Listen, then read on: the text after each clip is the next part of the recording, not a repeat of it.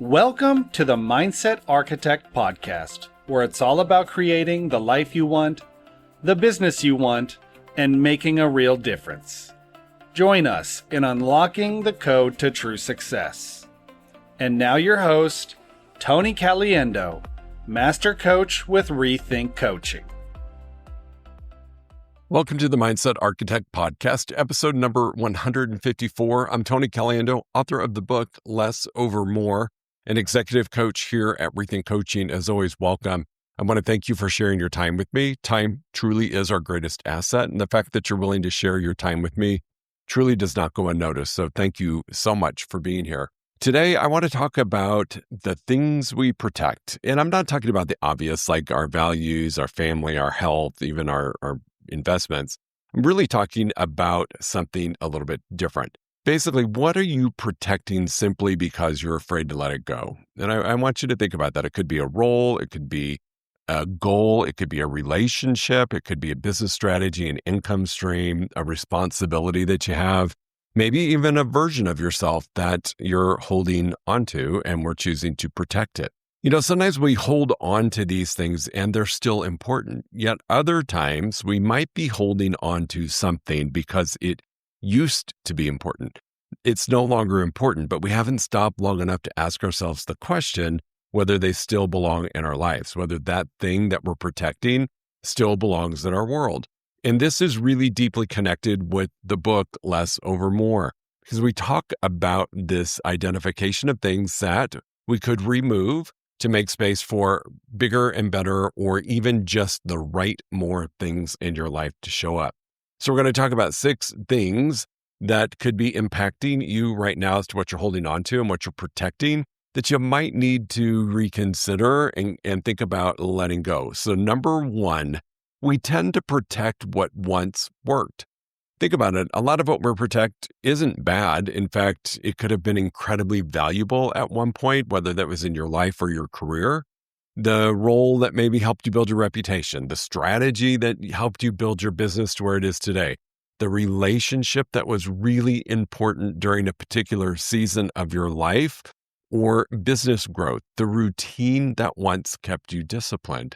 The problem comes, though, when we assume that because something worked before, it must still belong now. And we can confuse familiarity with value. Think about that for a second. Things that feel familiar can somehow trick our minds into thinking that it automatically is providing value. And that may not be true. We might be holding on to something that honestly is no longer providing value, and it could actually be detracting from or lessening. Something can have been really, really right for you maybe 5 years ago and completely wrong for the person that you've become today. Again, much of it is we haven't slowed down to really assess right more, wrong more, what used to work, what's still working, what's still providing value, what do I like doing, yet we're holding on to it because it worked at one time. If you just ask yourself this simple question, am I protecting this because it still matters or because it once mattered? I think that's really an important question for us all to ask ourselves to the things that we've held on to. And this is what I want to invite you to think about. When I say things that we are protecting and that we are holding on to, this could be happening in what I call autopilot, unconscious awareness that you're even doing it. We've just been doing something for so long that we're unconsciously continuing to do it and maybe haven't thought about that I'm actually protecting that activity based upon what it used to do, and I'm just doing it out of habit at this point or routine or repetition, and I haven't given it a whole lot of thought. So something can be part of your success story without needing to be part of your next chapter. And I think for a lot of people, myself included, this can make you a smidge uncomfortable. I know for me, when I practiced real estate and then when I was building my coaching company, there were things that I did that worked really, really well, but they had a shelf life. They worked for so long, and then I needed to do something different if I was going to take my business or my life to the next level. And I would really have to force myself to stop and assess everything that I was doing and question why. Am I protecting it because it still matters, or am I protecting it because it used to matter And there's a false sense of security affiliated with that. I think that's a lot of the reason why we hold on to things, because it feels safe and there's that false sense of security attached to it. So that is really point number 2 I want to talk about, is that we do protect what makes us feel safe. We like certainty as human beings. I promise you, I mean, some of us love, myself included, new things, new opportunities, new ventures. Yet at the end of the day, I believe our number one basic human need is certainty. We want to know that we're going to be okay. We want to know that things are going to work out. We would really like to know what to expect, right? So things that might make you feel safe that we're holding on to or protecting that we might reconsider: a familiar job, a familiar client, a familiar routine, relationship. Sometimes we'd rather tolerate something that isn't working than face the uncertainty of what comes next. I shared this with you in a couple of podcasts, and I'm going to share it again. On this venture to writing the book and growing the coaching company and all the different moving parts and the different companies that I'm involved in, I had to really assess what am I holding on to and protecting that used to work. And I've shared that I have eliminated or ended a few group coaching programs. And for me, I was tolerating it. I don't mean like I didn't enjoy it. It wasn't fulfilling. It just wasn't what needed to happen to allow the space for other things to happen in my world. The book, number 1. Number 2, adjusting my coaching roster. It was having a greater ripple effect on me that I really knew. And it wasn't until I stopped and asked myself the question, what am I calling security that may actually be keeping me stuck? I enjoyed every single person that joined me in the group coaching program. I truly did. Yet it was blocking space for other things to happen. We only have so much time. I wish that we could invent more time, because then you wouldn't have to necessarily give up something that you're protecting. But I really think that a lot of times what we hold on to is something that makes us feel safe, even if it's not fulfilling any longer. And it's because it provides a level of certainty. So sometimes we aren't protecting what we want. We're protecting ourselves from the uncertainty of letting it go. There is a discomfort with ending something or letting something go, whether it's a business relationship, a personal relationship, a business partnership that you've been involved in the past. There is an uncomfortableness with letting it go, because even if it's not functioning at a high level, your brain likes to know what's happening. It's that certainty piece. And there's an interesting study by Dr. Joe Dispenza that talks about there's times that we can create negative emotions, negative experiences because we're familiar with it, because our mind and body knows what to do with it. And it feels safe. I'm certain when this happens, I'm going to have this emotional effect or this emotional connection. And even if it's not healthy, we do it. So what are you holding on to in your business or life that provides certainty that's actually holding you back? That the only thing it's providing is certainty, and it's not moving you forward. It's not creating the space for big things to happen.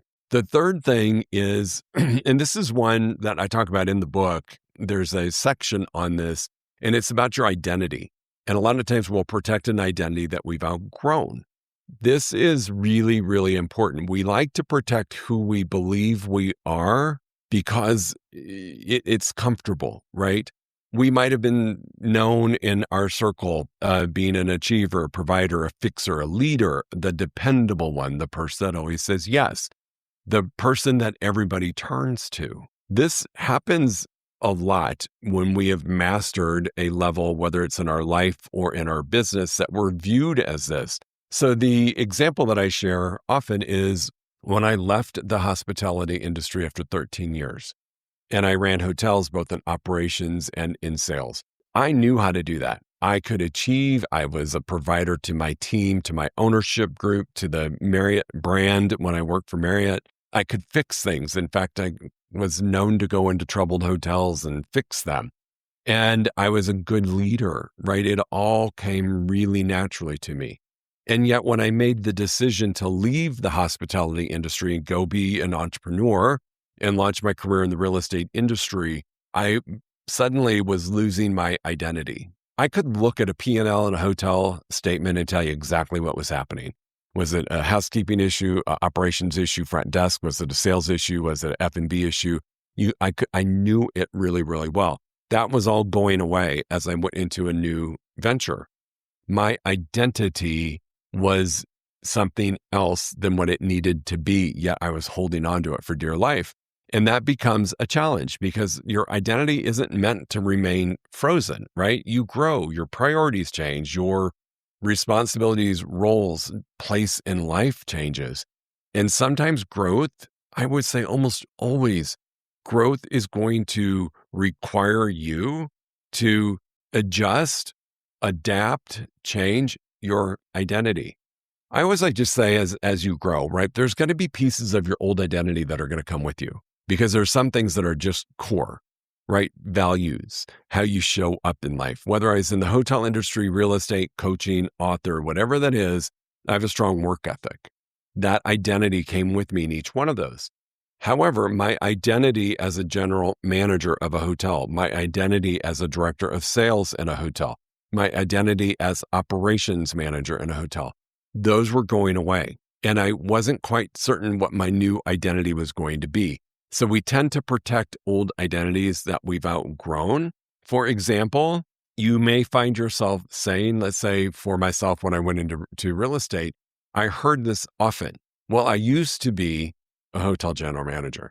I used to have an amazing career with Marriott Hotels.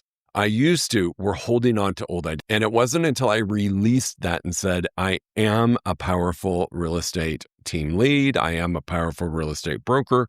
It wasn't until I allowed myself to adjust my identity that I actually saw true growth, because holding on to old identity actually holds you back. There were a lot of pieces of my identity that I developed while I was working and have the privilege of working with Marriott Hotels. Some of them had to be left behind, though, in order for me to excel. So you are allowed to outgrow the version of you that got you here. That's really important. I'm going to say it again. You are allowed to outgrow the version of you that got you here. You don't have to hold on to it forever. You're evolving.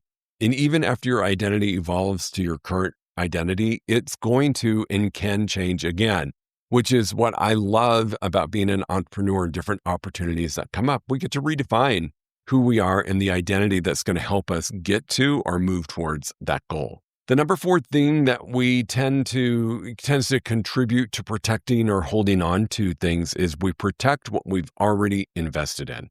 This is really a big one. And it's natural that we feel this way, right? We think about all the time or money that we invested in something, the money, the effort, the relationships, the energy, the reputation, the training, the certifications, all of the things that come along with, if you're a growth-minded person, right? If you had a growth mindset versus fixed, you're going to be constantly investing in yourself.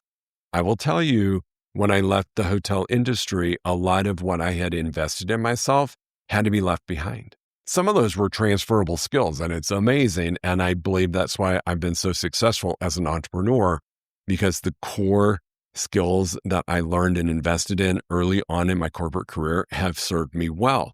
But we tend to want to protect that. And that can be the thing that holds you back from your new identity, from making a decision about doing something different that's not what you used to do. And so we protect because of that. You might be telling yourself, you know what, I've really come too far to stop now. I will share with you that has been a thought for me as I've evolved in different opportunities. I look at when I was a real estate agent, had a team, we did really, really well. And some thought that it wasn't a smart move to do what I did to move into leadership, franchise ownership, into coaching. I too had that thought, like, what am I doing? I've got it really good right now. I've come really far in my career. I'm respected in the industry. I'm respected by my peers. I've invested a ton of time in coaching and training and personal development. I've really come a long way. Why am I going to change that based upon those things? It wasn't until my coach said, think about the future opportunity, not what you've done in the past and the money you've spent. that money was well spent to help you master and be successful at what you did, there's massive opportunity for you to do that again in a different position, a different career, a different opportunity. So don't protect and stay put and not let go of things simply because you've invested a lot of time or money into doing something. Just realize that some of those are going to be transferable skills that will serve you for a lifetime, and you get to bring those with you. I really do think it's important for us to not think of how much I've already put into this and start thinking about what new opportunities are going to be in front of me. And because I have those skills, my learning curve might be shorter. My success opportunity might be greater. Past investment does not automatically justify future investment. Your past investment happened for a reason. I always say this. I've made a couple of blunders on my journey of writing a book. I invested with a marketing company that ended up being really not a great situation, and we parted ways. It cost me a lot of money. Could I have stayed with them? I could have, but every day I felt like I was pushing a string uphill with this company, and I made the choice to let that go. The number is significant that I invested with them, and I finally just had to accept the fact that that money is gone. It is out in the world doing what it needed to do. That investment is over, and now it's time to reallocate resources, time, and funds to invest in my future, not to just get stuck in, I need to stay with this company. I've put a lot of time and money into it. I'll just push through it. That would have actually held me back. The moment I made the decision to let that past investment go, great things started happening, and big learning lessons on vetting people at a higher level. Number 5 thing is holding on actually has a cost. And I think you get that, right? We spend a lot of time thinking about the cost of letting something go. I've heard clients say this, what am I going to lose? Who might I disappoint? What income might be impacted, disappear, go away, be reduced? What opportunity might I miss? What if I regret it, right? But there's another side to this equation that we really need to consider, but we rarely calculate because we like certainty. We like safety. We like familiarity. And what we fail to sometimes calculate is, what is it going to do for me with the time I have left? What is it going to do for my energy, my creativity, my focus, my relationships? My peace and my joy, those are 2 big things that we don't always consider. Sometimes we stay because we don't want to disappoint somebody. Sometimes we stay for the fear of missing out. Could I have stayed with Marriott longer? Yes. Would I have promoted into different positions, upper level, even higher than where I was at? Most likely. But I had to not focus on what I would lose and focus on what I was going to gain. This is really big. Holding on has a cost. And a lot of times we only want to think about the cost of letting something go versus the reward for letting it go and creating the space for bigger things. How many times in your life or world have you done this and been rewarded greatly? At first, it's scary. I mean, for me, you want to talk about the universe testing, God testing me. When I got my real estate license, left Marriott, it was March of 2001. September 11th happened that year. And you want to talk about a panic moment, right? That there was a moment of, what did I do? I have a lot of regret. I should have just stayed. It was guaranteed income. Nobody was buying houses. People were, but not as many. Every house I had in escrow terminated. You want to talk about focusing on loss, focusing on income disappearing, focusing on regret. I had to quickly shift things around and really focus on, I've got the skill set and there's people out there that need me, and the opportunity that I was able to create and reclaim my joy and peace. There is a cost to holding on to things for the wrong reason. Number 6, decide what deserves protection now. There are certain things that deserve protection, right? This is where it's really important for us to determine what we're protecting that's important. And I would say to ask yourself these 3 questions. What am I protecting? Why am I protecting it? What is protecting it costing me? And if it's a good thing and we're protecting it, the cost is not negative, right? The cost is something to be good. These questions really are going to have you really do a deep dive on what you're protecting that you probably shouldn't be any longer. What am I protecting? Why am I protecting it? What is protecting it costing me? If I stopped protecting this, what could become possible? This is big. If you stop protecting it, what could become possible? In the book, Less Over More, I talk about this. When we fill the space with things that aren't the right more, we're protecting things we're holding on to because for fear of letting it go.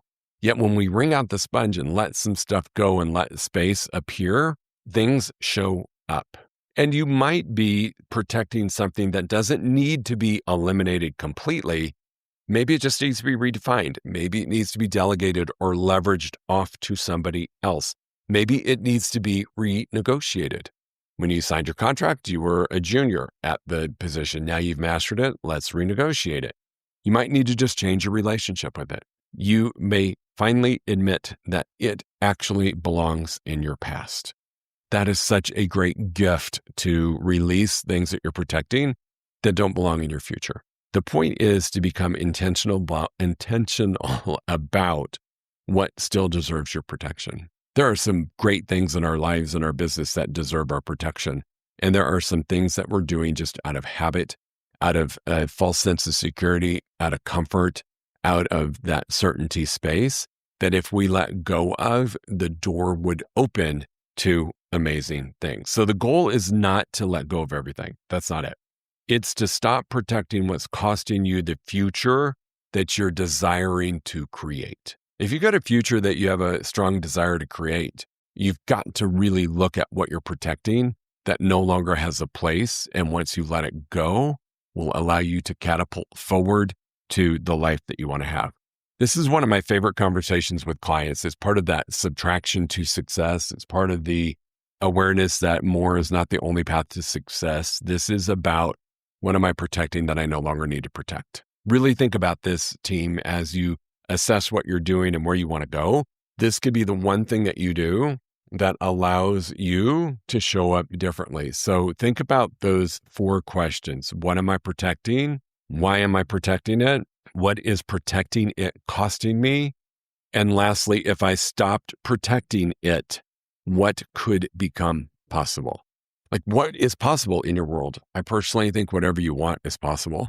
And we have to stop protecting things that are going to prevent us from having the capacity, the bandwidth, the space, the excitement, the peace, the joy of achieving it. All right, team, make it a great week. If you haven't ordered the book Less Over More, please go to your favorite place you order books, whether that's Amazon, Target, Barnes & Nobles, wherever you want, and place an order. If it's prior to August 25th, it will be a pre-order and the book will be sent as soon as it is available, which should be on the 25th. All right, team, August 25th, 2026. All right, team, thanks so much. Less Over More. We'll talk to you soon. If you enjoyed listening to this podcast, you must come check out the Mindset Architect Group Coaching Program. It's our monthly program where we explore the power of your mindset, help you identify what you truly want in business and life, and then help you reach those goals. Come check us out at rethinkcoaching.com/group-program. That's rethinkcoaching.com/group-program. We'll see you there.